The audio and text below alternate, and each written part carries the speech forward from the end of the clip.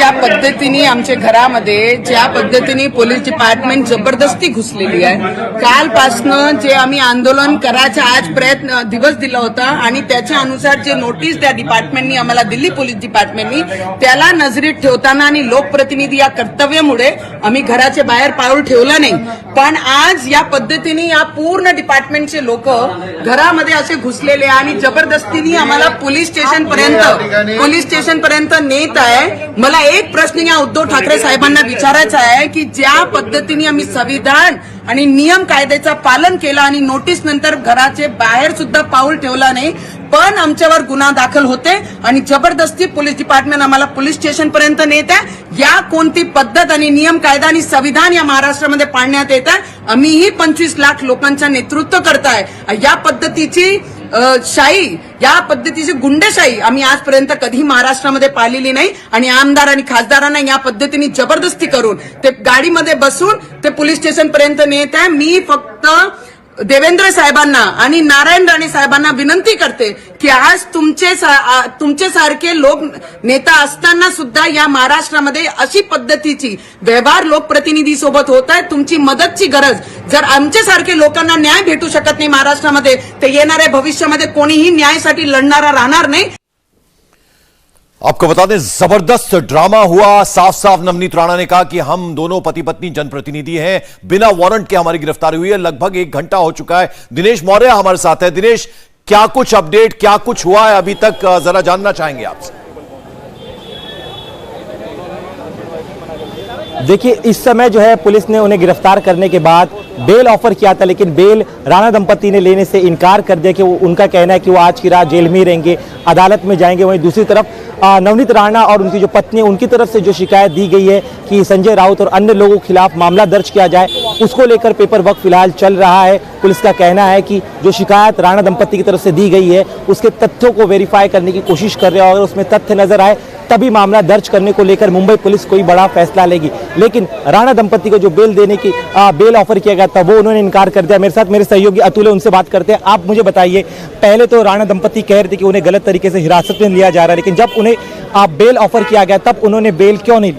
देखिए, एक जो है कहीं ना कहीं एक पॉलिटिकल ग्राउंड यहाँ पर तैयार करने की कोशिश की जा रही है, जहाँ एक तरफ शिवसैनिक ये दिखाने की कोशिश कर रहे हैं कि वो सरकार को चुनौती दे रहे हैं, तो कहीं ना कहीं सरकार इसका एक पॉलिटिकल माइलेज लेने की भी कोशिश कर रही है। तो वहीं दूसरी तरफ राणा दंपति ये दिखाने के अपने जो है जो कार्यकर्ता हैं, जो उनके सपोर्टर्स हैं, उनको एक स्ट्रांग मैसेज देना चाहते हैं कि वो किसी भी कीमत पर सरकार के सामने झुकने वाले नहीं हैं। वो आर पार की एक लड़ाई लड़ना चाहते हैं, और यही एक वजह है कि वो टेबल बॉन्ड देकर यहाँ से सीधे पुलिस स्टेशन से ही जमानत लेने के लिए तैयार नहीं है, क्योंकि वो कोर्ट में जाएंगे तो एक बड़ा उनको एक ग्राउंड मिलेगा। उनके वहाँ पर जो समर्थक जाएंगे, पहुँचेंगे, उनको एक बड़ा मैसेज जाएगा कि हमारे जो नेता हैं वो आर पार की लड़ाई लड़ने के लिए तैयार हैं। क्योंकि लगातार जो नवनीत राणा है या रवि राणा है, उनका ही कहना था कि हम किसी भी कीमत पर झुकेंगे नहीं। और जिस समय पुलिस उनको डिटेन करने के लिए या उनको कस्टडी में लेने के लिए उनके घर पर भी पहुंची थी, तो बार बार इन दंपति की तरफ से यही कहा जा रहा था कि आप हमें वारंट दिखाइए। जब वारंट नहीं दिखा के उनको जबरदस्ती यहाँ पर लाया गया और उसके बाद गिरफ्तार किया गया,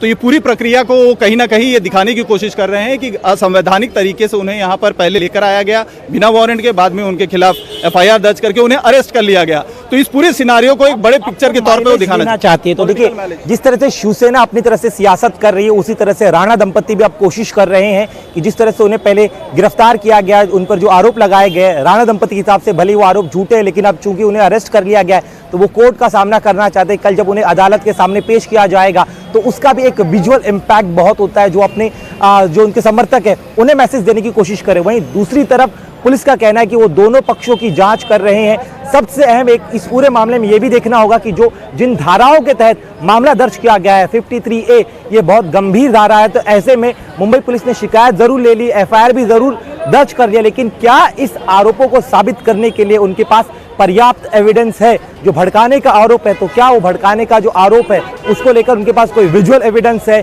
डॉक्यूमेंट्री एविडेंस है, और इन एविडेंस को सपोर्ट करने वाले क्या कोरॉबरेटिव एविडेंस भी उनके पास कुछ है? ऐसी कई सारी चीजें हैं। जब इन्हें अदालत में पेश किया जाएगा तो इन तमाम बातों को उन्हें कोर्ट के सामने कहना होगा, कोर्ट को कन्विंस करना होगा।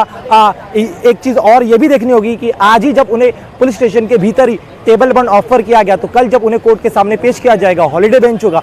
आमतौर पे जब भी किसी को हॉलिडे बेंच के सामने पेश किया जाता है तो उस दौरान आरोपी को इनडायरेक्टली माना जाता है कि उन्हें पुलिस कस्टडी ग्रांट की जाती है। लेकिन कल जब पेश किया जाएगा तो क्या उन्हें तुरंत कस्टडी ग्रांट कर दी जाएगी या फिर उन्हें जुडिशियल कस्टडी में भेज दिया जाएगा? तो ये एक तकनीकी पहलू का। इसके अलावा इस पूरे मामले का सियासीकरण भी हो रहा है। भारतीय जनता पार्टी ने कहा है कि यहाँ पर राणा दंपति को गिरफ्तार कर कहीं न कहीं जो है तानाशाही करने की कोशिश ठाकरे सरकार द्वारा हो रही है। वहीं शिवसेना का कहना है कि वो तमाम काम जो है वो नियम के तहत ही हो रहे, कानून के तहत ही उन पर कार्रवाई की गई है, गिरफ्तारी की गई है।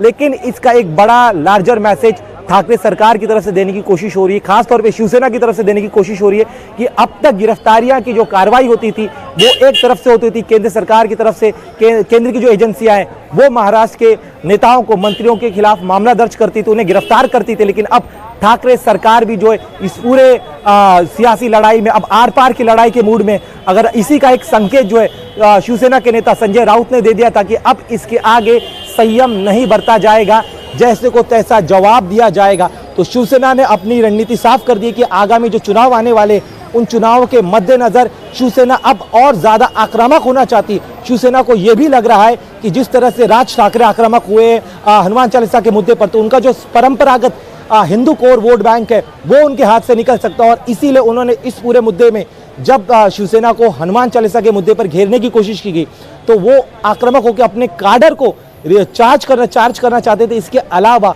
वो मतदाता जिनके नजरों में शिवसेना एक अग्रेसिव पार्टी, हिंदुत्व के मुद्दे पर अग्रेसिव है, प्रखर हिंदुत्व की बात करती थी, वो शिवसेना अब मरी नहीं है। भले ही सत्ता में आ गए हो, 2.5 साल से उन्होंने किसी बड़े आंदोलन में हिस्सा न लिया हो, लेकिन अब भी सड़क पर उतरकर आंदोलन करने का मादा शिवसेना रखती है और इसी मैसेज को वो अपने कार्यकर्ताओं को कन्वे करना चाहते थे। इसके अलावा जो उनका वो मतदाता है उन्हें कन्वे करना चाहते थे। लेकिन हमें यह भी देखना होगा कि राणा दंपति जी हमारे साथ मेरे सहयोगी, उनसे भी जानना चाहेंगे।